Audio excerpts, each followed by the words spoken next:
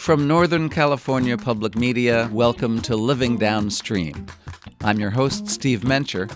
This time, new growth in the birthplace of environmental justice.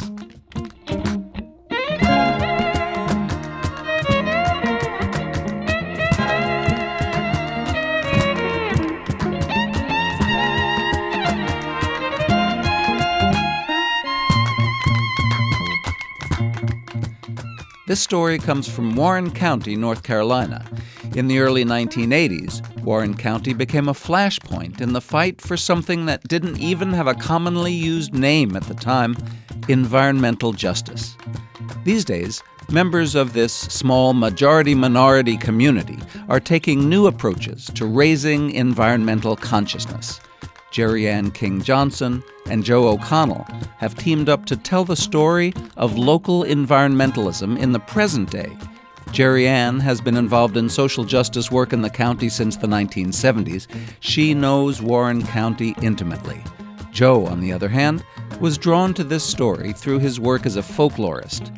He lives in Durham, North Carolina, about an hour's drive to the south of where our story takes place.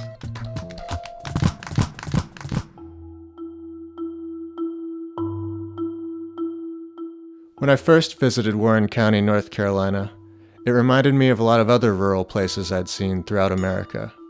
A vast farmscape dotted with small towns and historic buildings. I've lived here for 40 years, and Warren County isn't just a quaint, scenic, and charming place. A lot of our history has been a history of struggle. I don't want this stuff thrown in my water. We're marching because we do not want this to affect our future. If you do not cease this unlawful act, you will be arrested. In 1982, there was a major clash in Warren County over environmental contamination. Black, white, and Native American citizens came together to try to block the placement of a toxic dump in their backyard. You had Black people who really stood up for environmental issue. You had a rural community that was considered, again, poor and politically inept. Stand up against state government that supposedly should be protecting its community. Stood up against state government who had cited a landfill in a historically Black community. When I first heard this story, I'd never even set foot in Warren County. But among environmentalists around the world, that story is famous. It's an early example of social justice and environmentalism merging. But this wasn't just a lone event in our community. Long after the television reporters packed up and left, citizens from a wide range of backgrounds continued the fight to reclaim Warren County lands for all of us who live here. And the struggle for environmental justice continues to this day. I think it shouldn't be surprising that we would stand up for justice for our environment, because we've lived off the environment, lived very close to the environment for so many years. So I think it was it's good that it's acknowledged, but it was always there.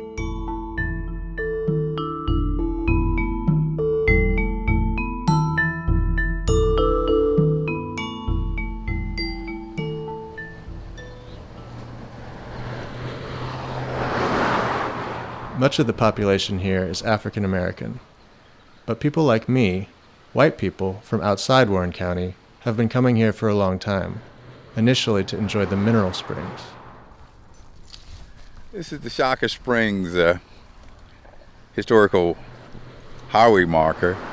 It says famous health resort, social and recreational center in 19th century, 4.5 miles southeast of here. That's someone I've known for a while, Reverend Bill Kearney. Bill belongs to a local African-American family whose history goes back to the heyday of the Warren County health resorts. My grandmother, Marie Jones, told me about her grandfather who used to drive a carriage that would pick people up from the train station. She said even as far away as Washington, D.C. to bring them here to bathe and enjoy the hotels and the mineral waters here at the springs. Obviously, a lot has changed since the 19th century. But people are still coming here as a getaway from city life. Some are retirees with new lakeside homes. Others are here for a short vacation or fishing trip. And that's no surprise. We live in a beautiful place that's easy to get to. But those of us who live in Warren County long term have a more complicated relationship to the land. And for Black residents in particular, the land figures into a centuries-long history of exploitation. Warren County was one of the wealthiest counties in the state. There were racehorses here, there were hotels and wellness retreats.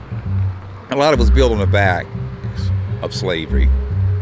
So some of these big plantation homes, some of our forefathers and mothers did a lot to structure these buildings.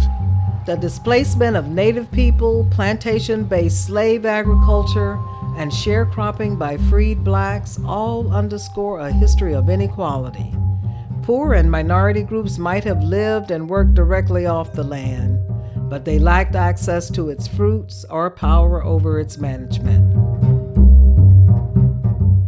So in 1978, when the state chose Warren County as the place to dump toxic soil, a lot of people recognized a familiar pattern. Something else to add to the ongoing minority struggle to own, protect, and benefit from local lands. For Black residents, it was the threat of a new form of marginalization. On the other hand, for white newcomers Deborah and Ken Ferruccio, it was a total shock. They wanted to live off the land, and Warren County seemed like a great place to do that. We saw people who lived and sustained themselves in this county in ways that we thought were amazing. And so we thought, well, we can go to Warren County. We have some friends. We can grow food. We can be warm. And so we came for all those reasons. The Ferruccios found a small cabin in the town of Afton and settled in. But it didn't take long for toxic politics to interrupt their paradise. What happened next to the Ferruccios and their neighbors in Warren County was driven by commercial and government actors over in Raleigh, the state capital. A private company dumped its waste PCBs along rural roadsides, and the state had to figure out how to clean it up and where to put all that contaminated soil. For decades, PCBs, polychlorinated biphenyl, had been a staple element of American energy production and distribution. It was a miracle chemical for keeping electrical systems cool. But by the late 70s, we were learning about the darker side of PCBs. Dust to dust, ashes to ashes. Most things decompose. But 20th century technology has granted PCBs the gift of eternal life. Eternal life was a problem. PCBs just wouldn't go away, and they weren't safe. That stability, which was carefully worked into the material, was also... This audio is from a film called The Life Revolution, Sowing the Seeds of Disaster. After researchers linked PCBs to a slew of negative health effects, including cancer, the EPA banned their production altogether. So, what to do with them? As Ken Ferruccio points out, this kind of waste disposal problem has become a hallmark of our economic system. As long as the economy is driven by production and waste, then this is going to be the question. How do you deal with the waste? In response to its PCB problem, the state of North Carolina set its sights on Afton, a small rural African-American community in Warren County.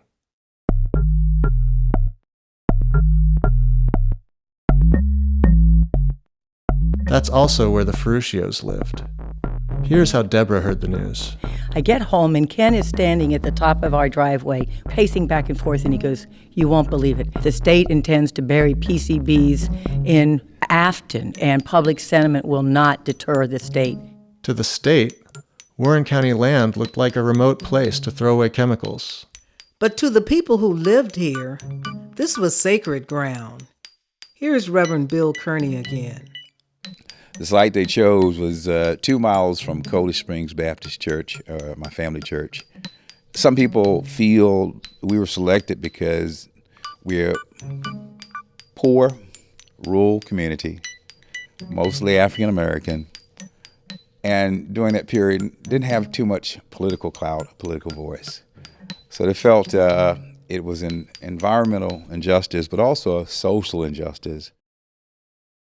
And maybe we didn't have much clout, but that wasn't going to stop us from fighting back. We will not allow Warren County to become a dump site. The sighting of the dump was so outrageous that it sparked something unexpected. Something that would go down in the history of environmentalism for a long time to come. A grassroots coalition formed to resist the dump. We began to meet in kitchens. We met in sheds with the property owner adjacent to the landfill. We knew we had to do something right away. The coalition crossed racial divides in a place where the legacies of segregation often kept people apart. Drawing on their experience in civil rights struggles, local African American leaders like Dolly Burwell, considered the mother of environmental justice, Reverend Leon White and Ben Chavis, orchestrated acts of civil disobedience to disrupt the state's plans. The State Highway Patrol began moving in on the marchers as they approached the entrance to the state landfill. The signs and chants of the protesters made clear their opposition to having the toxic chemical buried in their county. This community response completely overwhelmed the authorities. Bill Kearney told me the story. Okay, we're here at the Warren County Jail on East Macon Street. I'm told that during the protest that a lot of the people arrested were brought here. It was a really funny story. They ran out of space in the jail and they started putting people in the fenced-in area in the back. And the women who had cooked chicken and everything, and then they'd bring it and they would ask some of the young guys to throw it over the fence to those people who were inside the fence, who would be asking for a wing or a leg. And the thing was just that lax because Warren County wasn't prepared to handle that amount of arrest. Our community's fight was only partly successful. I understand the landfill was going to be much greater than it turned out to be. You know, I think it was going to be like 600 acres. But when it was sited, it was, I think, about 142. So even though the protest didn't stop the siting, it at least minimized the size of it. And decades later, pressure on the state led to cleaning up the dump site. But in the end, for a lot of people, it feels like justice was never fully served.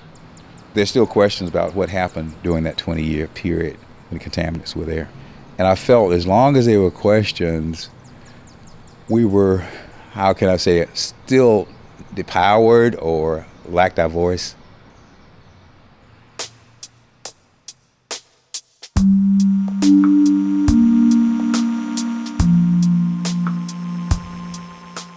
We never celebrated a complete victory over the state, but the story of the protest became a famous example in other places. Our local movement helped open a new chapter in environmentalism. During the protests, and in their aftermath, an international conversation took shape. At its core was a relatively new idea, environmental justice, which condemned the way governments and corporations shift health risks onto poor and minority populations just like the one in Warren County. Bill Kearney is one of many people around the world who now call Warren County the birthplace of environmental justice. Later on, I think there was research done to see where most landfills were sited. And I believe from the research, it was found that oftentimes it was sited in poor or African American communities. So out of our situation was birthed environmental justice movement where social justice and environmental justice were brought together as one.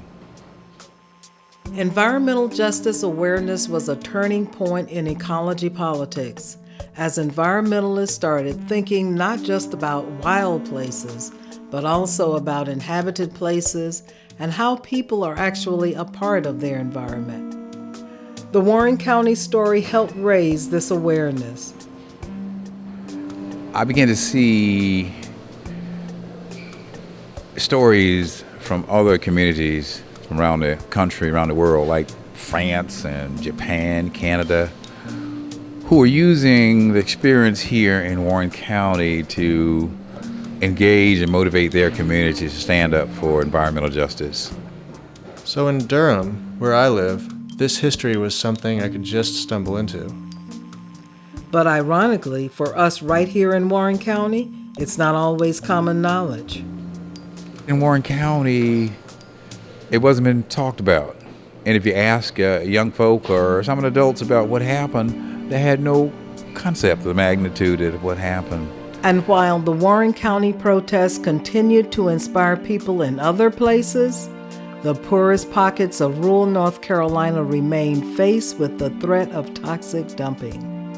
Deborah and Ken Ferruccio still live in Afton. They've kept a close watch over new threats to their community and the region. We've been working recently in Northampton County, which is the county east of us. They want to put an 800-acre coal ash dump in that county. And, it's nothing new. It's poor minority communities continuing to be the targets, particularly if they're ideally located as Warren County is.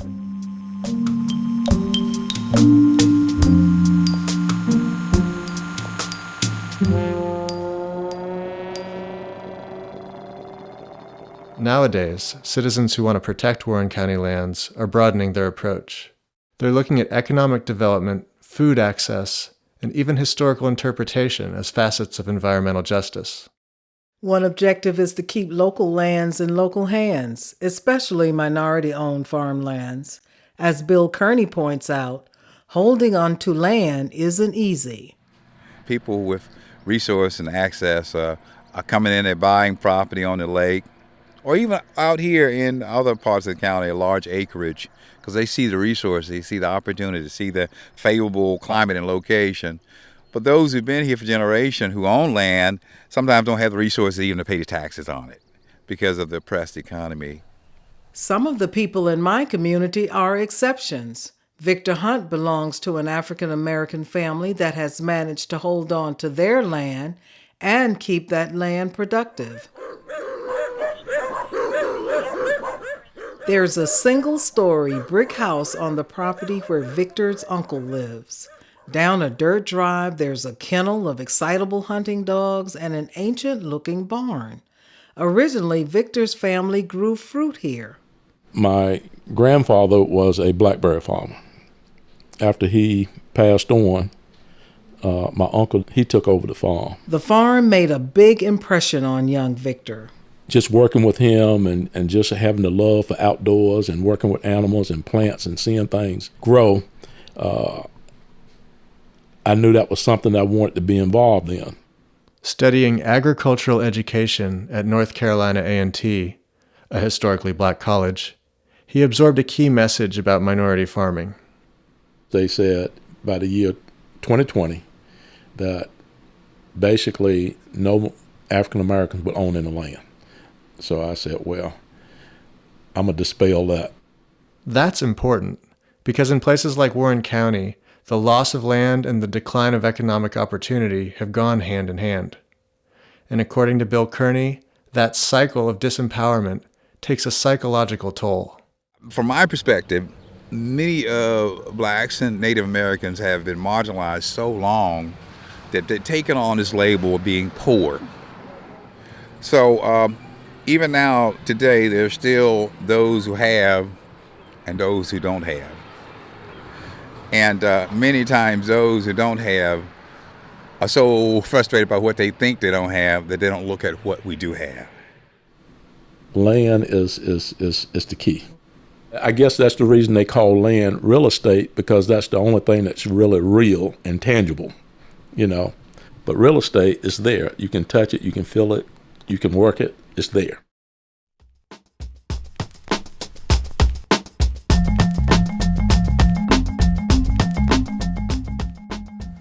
Victor Hunt and Bill Kearney are two of the many citizens who are keeping the drive for environmental justice alive in Warren County.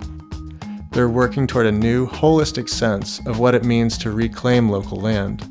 and the experience of the environment. Victor believes part of the solution lies in an apparently humble activity, growing leafy greens. So it's just a good, clean, easy to grow crop that's nutritious, it's healthy, and it provides an economic opportunity for small farmers. And that's the thing that intrigues me the most about it, is because I was really looking for something that smaller farmers could do to generate a supplemental income. And Victor and Bill aren't the only ones. James Henderson, who grew up farming with his mother, now has a niche market growing shiitake mushrooms. And John Earl Austin is a beekeeper, maintains a fruit orchard and grape vineyard, and raises chickens.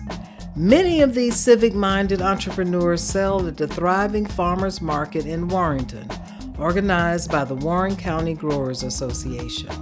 Whatever the crop, there's a social goal that remains the same: to arrive at a systemic solution to economic, environmental, and health issues in Warren County.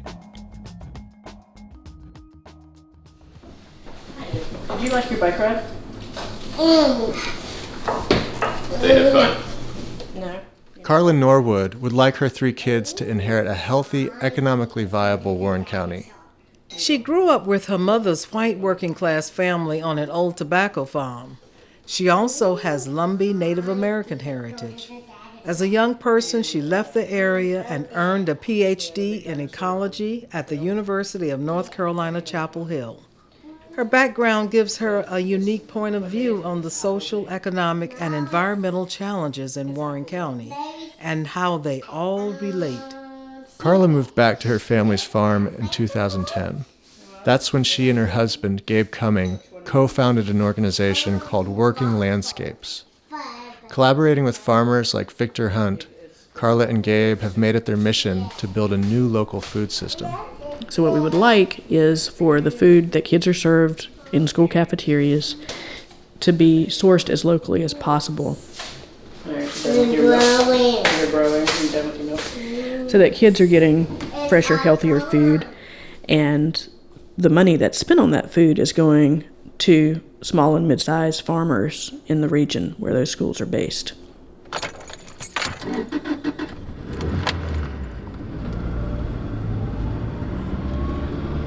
We're heading over to Bender Farms. It's operated by Jeff Bender and his wife Lisa.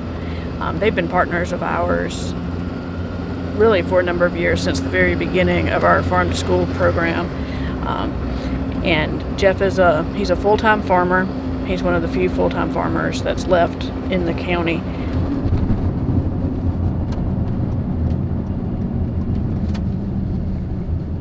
Here we are, Bender Farms.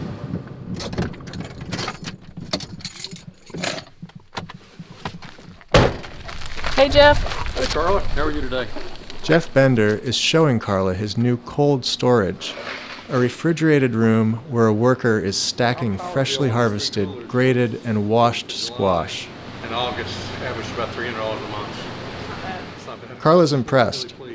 She's gathering ideas for an upcoming renovation of Working Landscapes' processing facility.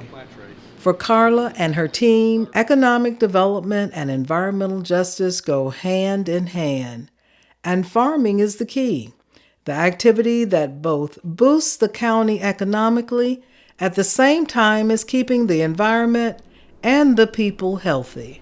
We would like the landscapes to work ecologically, so they are healthy places, healthy water, healthy air, healthy wildlife populations that map to the kind of land use history of the place. You know, we'd like to hear whippoorwills and see woodcocks, and we'd like kids to go outside and experience that too.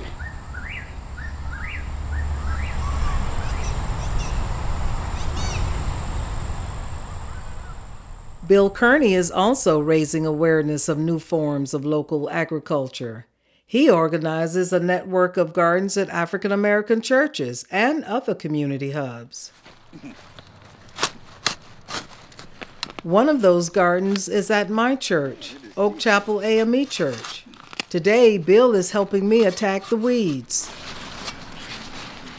Yeah, that's why you have to take care of things when they're small, for some major habits. Our intent is to help our community grow gardens that are accessible to low-income families.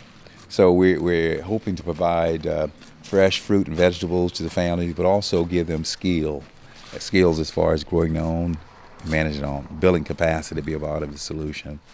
New projects like Bill's look a little different than the civil disobedience that made the county famous. But I think they share a similar orientation. In the spirit of the PCB protesters, people like Victor, Carla, and Bill are trying to bring about social equity by claiming, protecting, and deriving local benefits from natural resources. Warren County is it's a humble, shaggy place. It's not that charismatic a landscape, right? It's not the mountains, it's not the sea, they're not big cliffs, or giant trees. But there's value there nonetheless, right?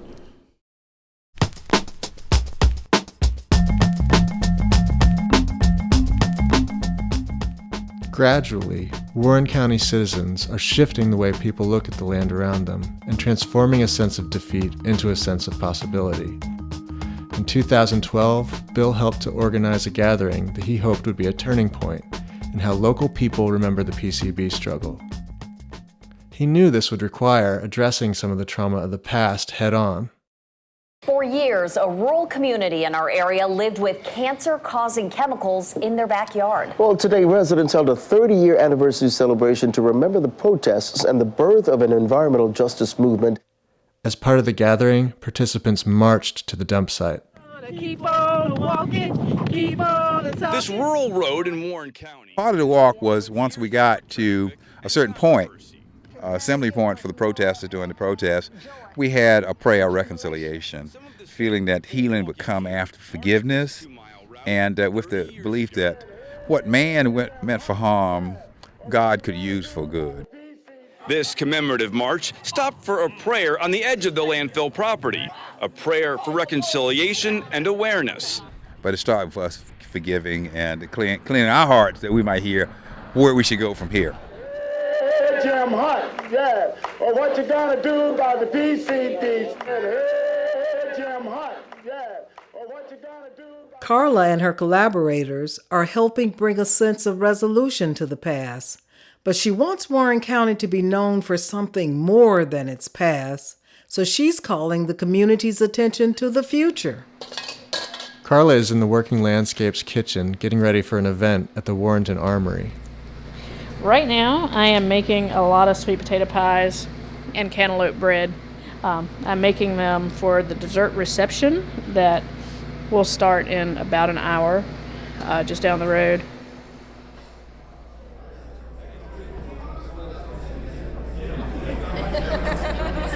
Tonight, Working Landscapes is presenting a documentary film. The film is all about the Working Landscapes project. It was produced by a program at North Carolina State University.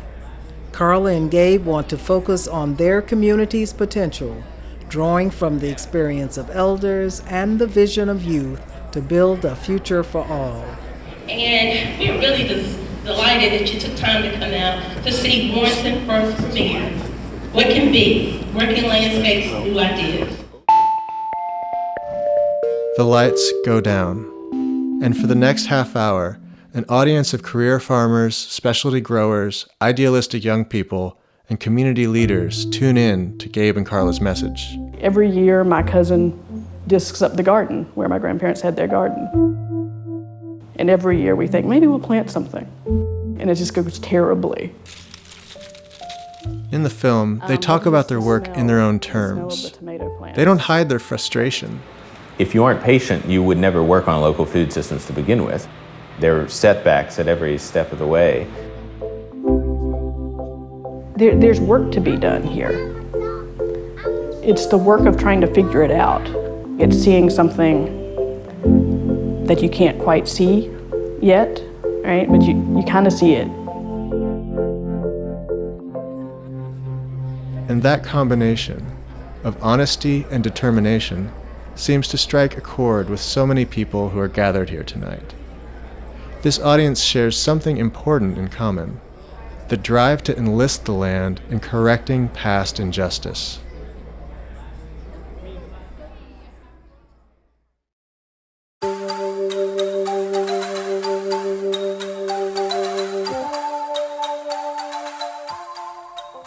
When Bill remembers the PCB movement, it prompts a radical thought. It makes me think, what if we could rally ourselves together around other issues like education, health, housing, jobs, and stand up against the powers that be, just like we did in the environmental justice protest or the toxic landfill protest. And that's the process that's underway in Warren County now.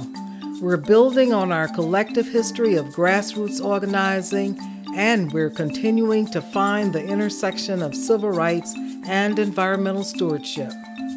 Gabe Cumming is Carla Norwood's husband and her partner in Working Landscapes. To him, this process is a narrative revolution as well as an economic one. To some extent, the work in Warren County is work of fostering actual physical development, but it's also the rhetorical work of telling stories about possibilities, about what can happen, about building a sense of empowerment.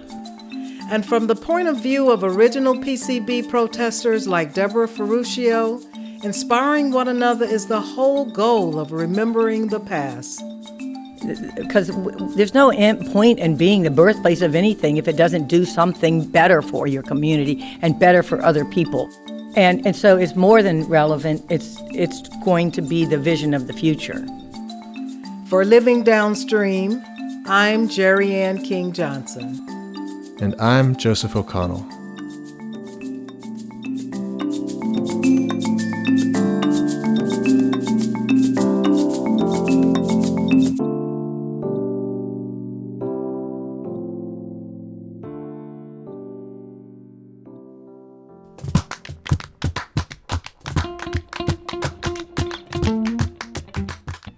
Jereann King Johnson and Joseph O'Connell reported and produced this episode of Living Downstream, New Growth in the Birthplace of Environmental Justice. Joseph mixed it. Story editor was Claire Schoen. Music by Steve Combs, Kevin MacLeod, Poddington Bear, and Lee Rosevere, all used under Creative Commons licenses.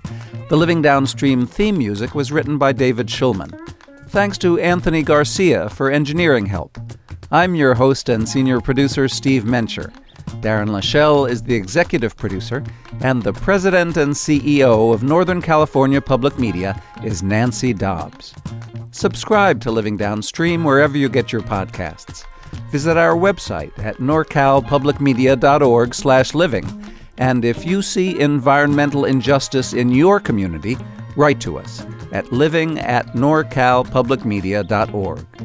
Living Downstream thanks our sponsors who make this podcast possible. A list is available at norcalpublicmedia.org.